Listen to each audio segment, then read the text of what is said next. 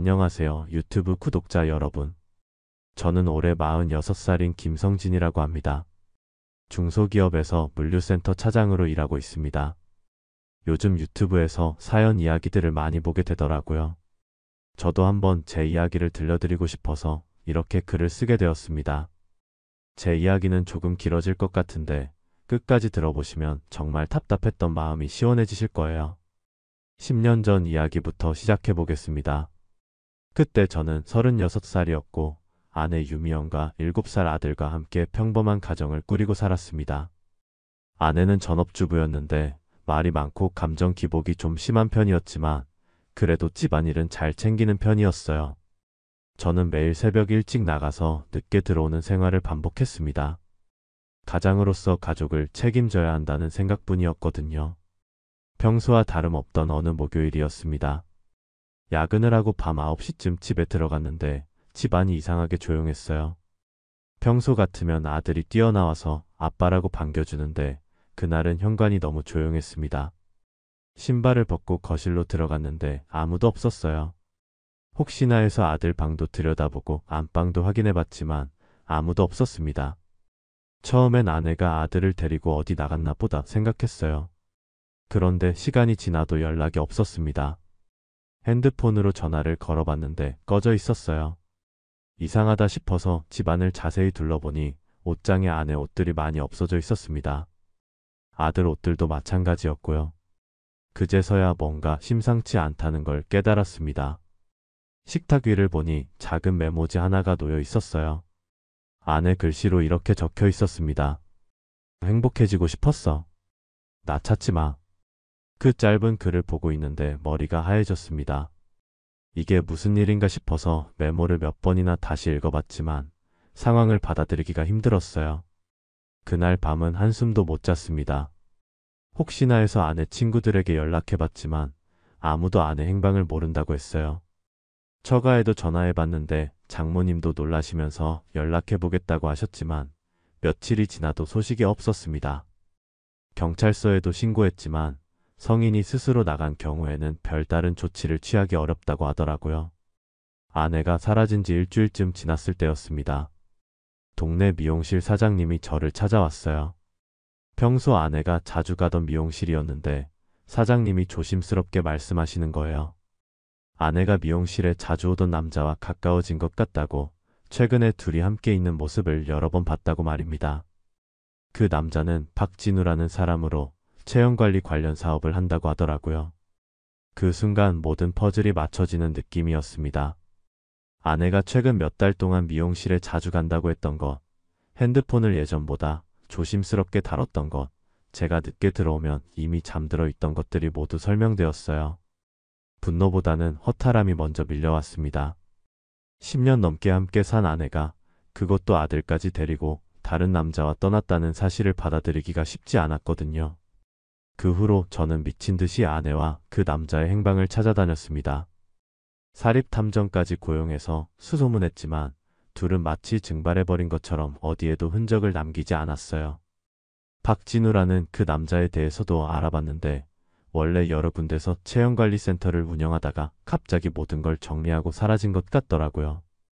법정에서도 막막했습니다. 변호사와 상담해봤지만 상대방과 연락이 안 되는 상황에서는 이혼 소송을 진행하기 어렵다고 하더라고요. 실종 신고를 했지만 아내가 자발적으로 떠난 게 명확한 상황에서는 경찰도 적극적으로 수사하지 않았습니다. 결국 아들에 대한 친권만 자동으로 제가 갖게 되었어요. 그때부터 정말 힘든 시간이 시작되었습니다. 7살 아들을 혼자 키워야 했거든요. 직장 일은 그대로 해야 하고 집에 오면 아들 돌봐야 하고 살림도 해야 했습니다. 아들은 계속 엄마를 찾았어요. 아빠, 엄마 언제 와? 이런 질문을 매일 받을 때마다 가슴이 찢어지는 것 같았습니다. 처음 몇 달은 정말 버티기 힘들었어요. 아침에 아들을 어린이집에 맡기고 출근해서 일하고 저녁에 데리러 가서 집에 와서 밥 차려주고 씻기고 재우고 이 모든 걸 혼자 해야 했으니까요. 주말에는 빨래하고 청소하고 장보고 아들과 놀아주고 정신없이 바쁜 나날들이었습니다. 하지만 시간이 지나면서 점차 적응해 갔어요. 아들도 엄마를 찾는 횟수가 줄어들었고 저도 혼자서 살림하는 것에 익숙해졌습니다. 그런데 마음 한편으로는 분노가 계속 쌓여갔어요. 어떻게 7살짜리 아들을 두고 다른 남자와 떠날 수 있을까? 10년 넘게 함께 산 남편을 배신하고 떠날 수 있을까 하는 생각이 머릿속을 떠나지 않았습니다. 그래서 저는 결심했어요. 언젠가는 반드시 복수하겠다고. 아내와 그 박진우라는 놈을 찾아내서 제대로 대가를 치르게 하겠다고 말입니다. 그때부터 저는 틈틈이 그들에 대한 정보를 모으기 시작했어요. 박진우의 과거 사업 이력, 지인들, 가족관계 등등 제가 알 수 있는 모든 정보를 수집했습니다. 몇 년이 지나면서 조금씩 정보가 모이기 시작했어요. 박진우가 예전에 사업하면서 여러 문제를 일으켰다는 것, 세금 문제로도 한번 걸린 적이 있다는 것, 여자 관계가 복잡했다는 것들을 알게 되었습니다. 저는 이런 정보들을 차곡차곡 모아두면서 언젠가 사용할 날을 기다렸어요. 아들은 건강하게 잘 자라주었습니다. 초등학교에 들어가고 중학교에 들어가고 가끔 친구들 엄마 이야기를 들으면서 우울해하기도 했지만 대체로 밝고 씩씩하게 자라주었어요. 저도 아들을 위해서 더 열심히 살았습니다. 직장에서도 인정받아서 차장까지 승진했고 아들 교육비며 생활비도 넉넉하게 대줄 수 있게 되었어요. 그렇게 10년이 흘렀습니다. 아들은 고등학생이 되었고 저는 46살이 되었어요. 그동안 한두 번 소개받은 여자들과 만나보기도 했지만 재혼까지는 생각하지 않았습니다. 아들에게 집중하고 싶었고 무엇보다 아내에 대한 분노가 아직 남아 있었거든요. 그런데 지난해 가을 정말 예상치 못한 일이 벌어졌습니다. 퇴근하고 집에 들어가는데 아파트 관리사무소에서 연락이 왔어요. 누가 저를 찾아왔다고 아래 로비에서 기다리고 있다고 하더라고요.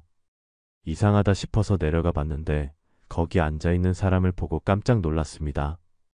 바로 제 아내 유미연이었어요. 하지만 10년 전의 모습과는 너무나 달랐습니다. 머리는 반백이 되어 있었고 얼굴은 야위어서 처음에는 알아보기 힘들 정도였어요. 옷차림도 초라했고 전체적으로 많이 늙어 보였습니다. 10년이라는 시간이 그녀에게는 20년처럼 느껴질 만큼 변화를 가져온 것 같았어요. 미연은 저를 보자마자 일어나서 다가왔습니다. 성진아 하면서 말을 꺼내려고 하는데 저는 차가운 목소리로 말했어요. 집에 올라가자. 로비에서 이야기할 내용이 아니었거든요. 엘리베이터 안에서도 둘 다 말이 없었습니다. 10년 만에 만나는 건데도 할 말이 없더라고요. 집에 들어가서 거실 소파에 앉았습니다. 미연은 집 안을 둘러보면서 많이 바뀌었네라고 중얼거렸어요. 당연히 바뀌었죠. 10년 동안 혼자 살림하면서 이것저것 바꾼 게 한두 개가 아니었으니까요. 저는 왜 왔나라고 단도직입적으로 물었습니다. 미연은 한참 망설이다가 입을 열었어요. 성진아, 미안해. 정말 미안해. 그러면서 눈물을 흘리기 시작했습니다. 나도 모르겠어. 그때 내가 왜 그랬는지. 지금 생각해보니까 정말 미친 짓이었어. 다시 우리 가족으로 돌아가고 싶어. 다시 시작할 수 없을까? 저는 그 말을 듣고 웃음이 나왔어요. 비웃음이었죠. 10년 만에 나타나서 하는 소리가 그거냐? 다시 시작하자고. 그리고는 차가운 목소리로 물었습니다. 그 자식은 어디 있고? 박진우 말이었어요. 미연은 고개를 떨구고 말했어요. 헤어졌어. 작년에.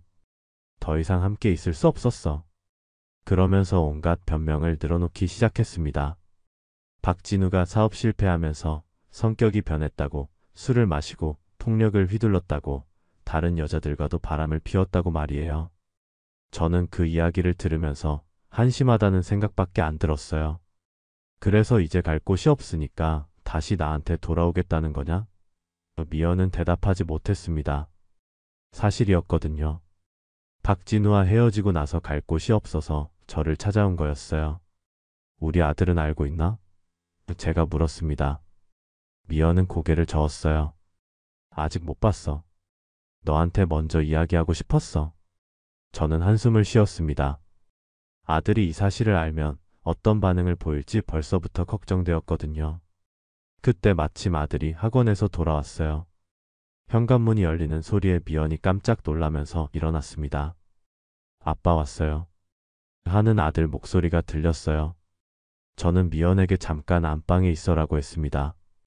아직 아들에게 말할 준비가 안 되어 있었거든요. 아들은 거실에 들어와서 아빠 누가 왔어요? 라고 물었어요. 여자 구두가 현관에 있는 걸 봤나 봅니다. 저는 친구 왔다가 갔어라고 얼버무렸어요. 그날 밤 미연은 결국 우리 집에서 하룻밤을 지냈습니다. 아들 몰래 소파에서 말이에요. 다음날 아침 아들이 학교에 간 후에 미연과 진지한 대화를 나눴습니다. 저는 단호하게 말했어요. 다시 가족으로 돌아가는 건 불가능해. 10년 전에 내가 선택한 길이야. 그 결과는 내가 책임져야 해. 미연은 계속 눈물을 흘리면서 용서해달라고 다시 기회를 달라고 매달렸지만 제 마음은 이미 굳어 있었습니다. 그런데 문제는 아들이었어요. 며칠 후 미연이 학교 앞에서 아들을 기다리고 있었던 거예요. 아들은 깜짝 놀라면서도 엄마를 알아봤습니다. 10년이 지났지만 아직 기억하고 있었던 거죠. 미연은 아들에게 엄마야, 우리 아들 많이 컸네라고 하면서 안으려고 했지만 아들은 당황해서 뒤로 물러났어요. 그날 저녁 아들이 집에 와서 저에게 물었습니다. 아빠, 오늘 학교 앞에서 만난 사람이 정말 우리 엄마야? 저는 어떻게 대답해야 할지 몰랐어요. 아들에게 진실을 말해야 하나, 아니면 다른 사람이라고 해야 하나 고민이 되었거든요. 결국 저는 진실을 말하기로 했습니다. 그래, 내 엄마야. 10년 만에 나타났어. 아들은 한참 말이 없더니 왜 이제야 왔어? 라고 물었어요. 저는 그건 엄마에게 직접 물어봐라고 했습니다. 아들의 표정이 복잡해 보였어요. 기쁨과 분노, 혼란이 뒤섞인 것 같았습니다. 며칠 후 미연이 다시 아들을 찾아갔어요. 이번에는 아들과 함께 카페에 앉아서 이야기를 나눴나 봅니다. 아들이 집에 와서 제게 말하더라고요. 엄마가 그러는데 사실 줄곧 우리를 지켜보고 있었대. 멀리서라도 아들이 잘 크는지 보고 있었다고. 저는 그 말을 듣고 화가 치밀어 올랐어요. 거짓말이 뻔했거든요. 10년 동안 한 번도 연락하지 않았으면서 무슨 지켜보고 있었다는 말인지. 하지만 아들 앞에서는 감정을 드러내지 않으려고 노력했습니다. 미연은 계속해서 아들을 만났어요. 아들에게 선물도 사주고 맛있는 것도 사주면서 감정적으로 접근했습니다. 엄마가 그때 너무 힘들어서 잠깐 떠났던 거야. 정말 미안해. 이제 다시는 떠나지 않을게. 이런 식으로 아들을 구슬리더라고요. 아들은 점점 혼란스러워했어요. 10년 동안 아빠 혼자 자신을 키운 것에 대한 고마움과 엄마에 대한 그리움이 충돌하고 있었던 거죠. 어느 날 아들이 저에게 물었습니다. 아빠, 엄마가 정말 그렇게 나쁜 사람이야? 엄마는 정말 미안해하고 있는 것 같은데. 저는 그 질문에 대답하기가 어려웠어요. 아들 앞에서 엄마를 나쁘게 말하고 싶지는 않았거든요. 하지만 진실을 숨길 수도 없었습니다. 아들아, 사람은 자신이 선택한 행동에 대해 책임을 져야 해.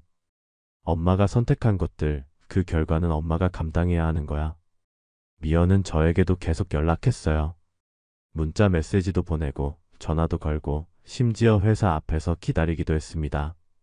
성진아, 제발 한 번만 더 기회를 줘. 정말 달라졌어. 예전의 내가 아니야. 하지만 저는 단호했습니다. 이미 끝난 일이야. 더 이상 우리 가족을 건드리지 마. 그런데 미연은 포기하지 않았어요. 아들을 통해 저를 설득하려고 했습니다. 아들에게 아빠를 설득해봐. 우리 다시 가족이 되자고라고 부탁한 거예요. 아들은 저와 미연 사이에서 눈치를 보면서 힘들어했습니다. 그러던 중 저는 박진우에 대한 결정적인 정보를 얻게 되었습니다. 세무사 친구를 통해서 알게 된 건데 박진우가 최근에 다시 채용관리 프랜차이즈 사업을 시작했다는 거였어요. 그것도 상당히 규모가 큰 사업이었습니다. 여러 지역에 가맹점을 내고 온라인 쇼핑몰도 운영하고 있더라고요. 저는 이때다 싶어서 본격적으로 조사에 들어갔습니다. 10년 동안 모아둔 정보들과 새로 알게 된 사실들을 종합해서 박진우의 사업 실태를 파악하기 시작했어요. 세무사 친구의 도움을 받아서 그의 사업장 등록 현황, 세금 신고 내역, 직원 고용 현황 등을 자세히 들여다봤습니다. 조사 결과 여러 문제점들이 발견되었어요. 우선 가맹점들에서 올라오는 수익을 제대로 신고하지 않은 정황이 있었습니다. 현금 매출을 은밀하게 빼돌리고 있었던 거죠. 또한 직원들에 대한 4대 보험 가입도 제대로 하지 않고 있었고 부가가치세 신고에서도 허위 신고 의혹이 있었어요. 그뿐만 아니라 온라인 쇼핑몰에서 판매하는 건강보조식품들도 문제가 있었습니다. 식약처 허가를 받지 않은 제품들을 마치 허가받은 것처럼 광고하고 있었고 과장 광고도 서슴지 않고 있었어요. 이런 것들은 모두 명백한 법 위반 사항들이었습니다. 저는 이런 정보들을 체계적으로 정리해서 증거 자료를 만들었습니다. 세무사 친구가 도와주어서 탈세 규모도 대략적으로 계산해 봤는데 몇억 원은 좋게 될 것 같더라고요. 이 정도면 충분히 형사처벌을 받을 수 있는 수준이었습니다. 준비가 끝나자 저는 국세청에 탈세 신고를 했습니다. 그리고 동시에 식약처에도 무허가 건강보조식품 판매에 대해 신고했어요. 노동청에는 직원들에 대한 4대 보험 미가입 신고도 했습니다. 한꺼번에 여러 곳에서 조사가 들어가도록 한 거죠. 며칠 후 뉴스에서 박진우 관련 소식이 나왔어요. 체형관리 프랜차이즈 대표 수십억 탈세 혐의로 조사, 이런 제목의 기사가 인터넷에 올라왔습니다. 기사를 보니 국세청에서 세무조사에 들어갔고 식약처와 노동청에서도 동시에 조사를 진행하고 있다고 나와 있었어요. 박진우는 처음에는 혐의를 부인했지만 증거가 너무 확실했습니다. 세무조사 결과 수십억 원의 탈세 사실이 드러났고 무허가 건강보조식품 판매도 명백히 확인되었어요. 직원들에 대한 4대 보험 미가입도 마찬가지였고요. 결국 박진우는 구속되었습니다. 탈세와 사기, 식품위생법 위반 등 여러 혐의로 기소되었어요. 언론에서도 크게 다뤘습니다. 프랜차이즈 사기 대표 구속, 이런 기사들이 연일 보도되었고 그의 사진도 공개되었어요. 저는 그 뉴스를 보면서 속이 시원했습니다. 10년을 기다린 보람이 있었어요. 제 아내를 빼앗아간 그 놈이 드디어 제대로 된 처벌을 받게 된 거였으니까요. 하지만 이건 시작에 불과했습니다. 이제 민사소송도 준비해야 했거든요. 박진우가 구속되었다는 소식은 금세 미연에게도 전해졌습니다. 미연은 그날 저녁 울면서 제게 전화를 걸어왔어요. 성진아, 진우가 구속됐다며? 설마 내가 신고한 거야? 저는 담담하게 대답했습니다. 그래, 내가 했어. 미연은 전화기 너머에서 흐느끼기 시작했어요. 왜 그렇게까지 했어? 우리가 그렇게 미웠어? 저는 냉정하게 말했습니다. 미운 게 아니라 당연한 거야. 잘못한 사람은 처벌받아야 하는 거 아니야? 다음 날 미연이 우리 집으로 찾아왔어요.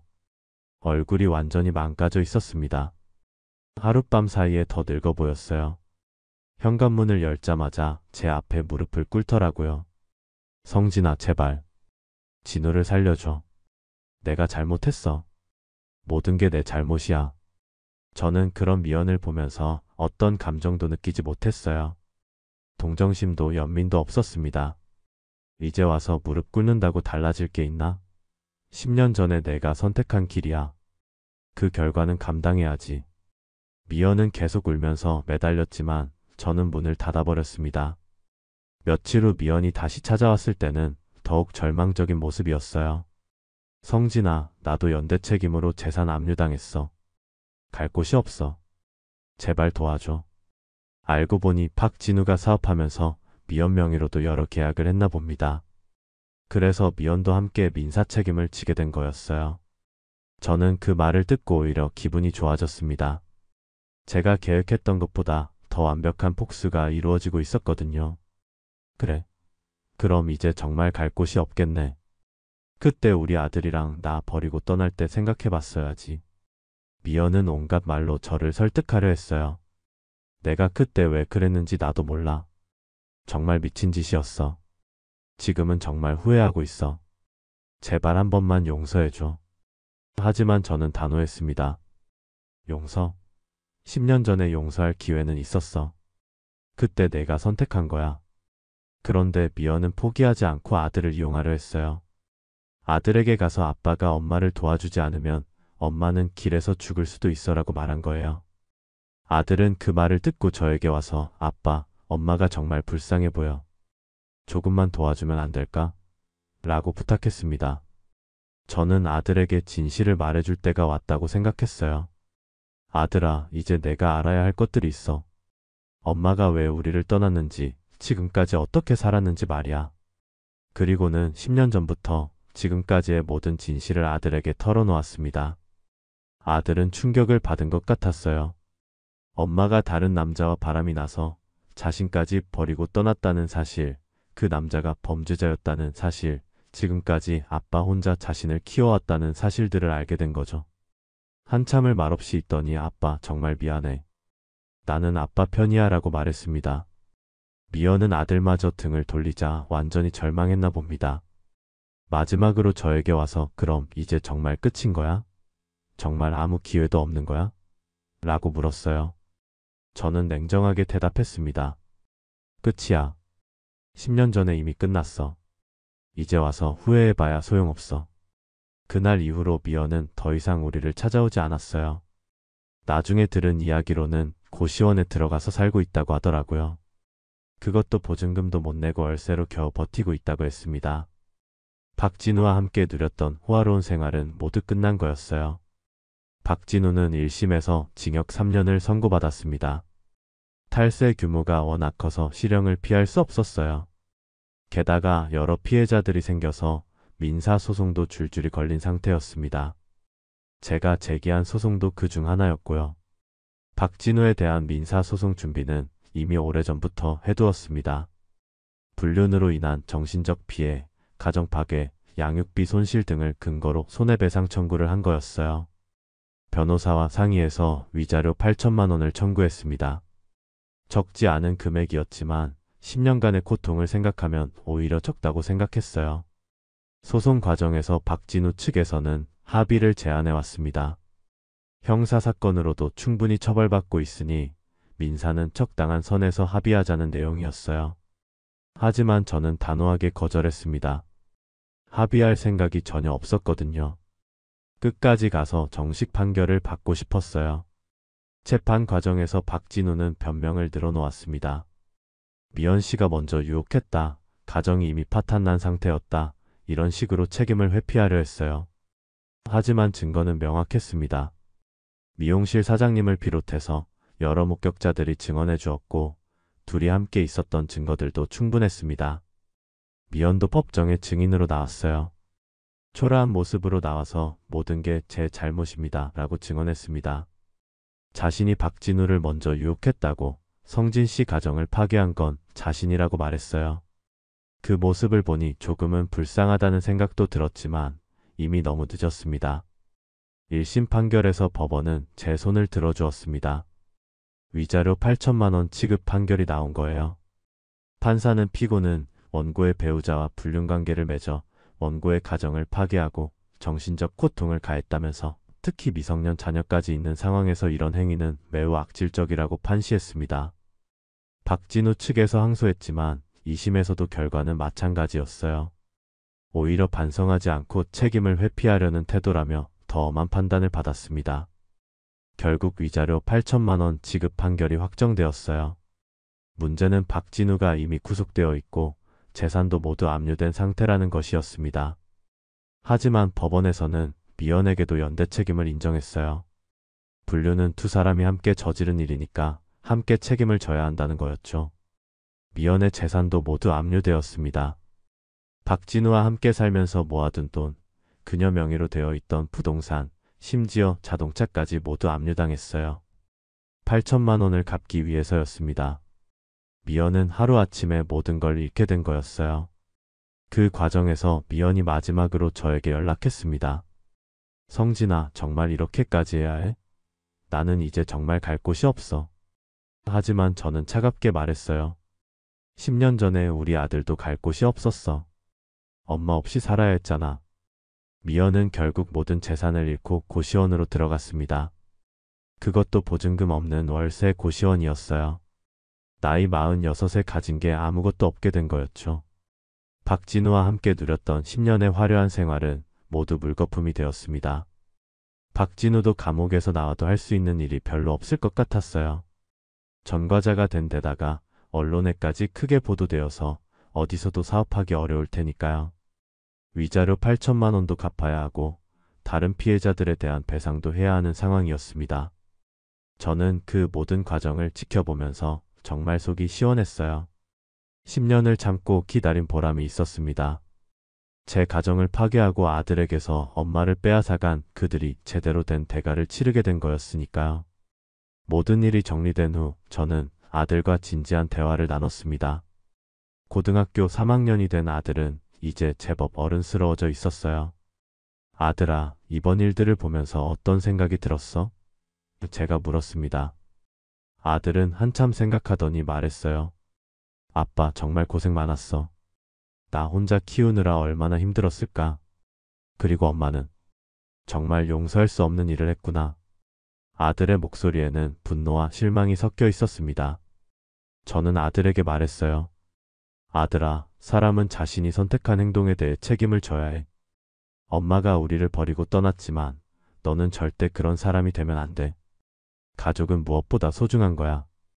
서로를 배신하거나 버리는 게 아니라 끝까지 지켜주는 거야. 아들은 고개를 끄덕이면서 아빠, 나도 아빠처럼 책임감 있는 사람이 될게. 그리고 나중에 가정을 꾸리면 절대 가족을 배신하지 않을게라고 말했습니다. 그 말을 듣고 정말 뿌듯했어요. 아들이 올바른 가치관을 가지고 자라준 것 같았거든요. 그런데 작년 말쯤 미연이 다시 나타났습니다. 이번에는 더욱 초라한 모습이었어요. 고시원에서 지내면서 편의점 야간 아르바이트를 하고 있다고 하더라고요. 나이 46에 편의점 알바를 해서 근근히 살아가고 있었던 거죠. 미연은 마지막으로 한 번 더 기회를 달라고 매달렸어요. 성진아, 나 정말 달라졌어. 이제 정말 후회하고 있어. 마지막으로 한 번만 더 기회를 줄 수 없어? 하지만 저는 단호했습니다. 이미 끝난 일이야. 더 이상 우리를 괴롭히지 마. 아들도 엄마를 만나러 가지 않겠다고 했어요. 아빠, 나는 이제 저 사람을 엄마라고 생각하지 않아. 진짜 엄마라면 자식을 버리고 떠나지 않았을 거야. 아들의 말을 듣고 마음이 아프기도 했지만 한편으로는 아들이 현실을 제대로 이해하고 있다는 생각이 들었어요. 저희는 결국 이사를 하기로 했습니다. 아들이 대학교에 진학하는 것을 계기로 완전히 새로운 곳에서 새 출발을 하기로 한 거예요. 핸드폰 번호도 모두 바꾸고 연락처도 아무에게도 알려주지 않았습니다. 미연이 더 이상 우리를 찾을 수 없도록 말이에요. 새 집으로 이사한 후 아들과 저는 정말 평화로운 시간을 보내고 있어요. 아들은 열심히 공부해서 좋은 대학교에 합격했고 저도 회사에서 인정받아서 부장으로 승진했습니다. 10년간의 고생이 헛되지 않았다는 생각이 들어요. 가끔 박진우와 미연이 어떻게 살고 있는지 궁금하기도 해요. 하지만 더 이상 관심 갖지 않으려고 합니다. 그들은 자신들이 선택한 길의 결과를 감당하며 살아가고 있을 테니까요. 저희는 이제 그들과는 완전히 다른 세상에서 행복하게 살고 있어요. 이제 아들도 성인이 되었고 저도 새로운 인생을 시작할 수 있게 되었습니다. 10년간의 복수는 완벽하게 끝났어요. 그들은 제대로 된 대가를 치렀고 저희는 진정한 평화를 찾았습니다. 정의는 늦을 수도 있지만 반드시 실현된다는 걸 깨달았어요. 지금 생각해보면 그때 미연을 용서하지 않길 잘했다는 생각이 들어요. 만약 용서했다면 또 다른 배신을 당했을지도 모르거든요. 악한 사람은 절대 변하지 않습니다. 끝까지 가서 제대로 된 처벌을 받게 해야 해요. 정리해드리면 10년 전 아내가 다른 남자와 바람이 나서 아들까지 버리고 집을 나갔습니다. 저는 혼자서 아들을 키우면서 10년 동안 복수를 준비했어요. 결국 상간남을 탈세와 사기 혐의로 구속시켰고 민사소송으로 위자료 8천만 원도 받아냈습니다.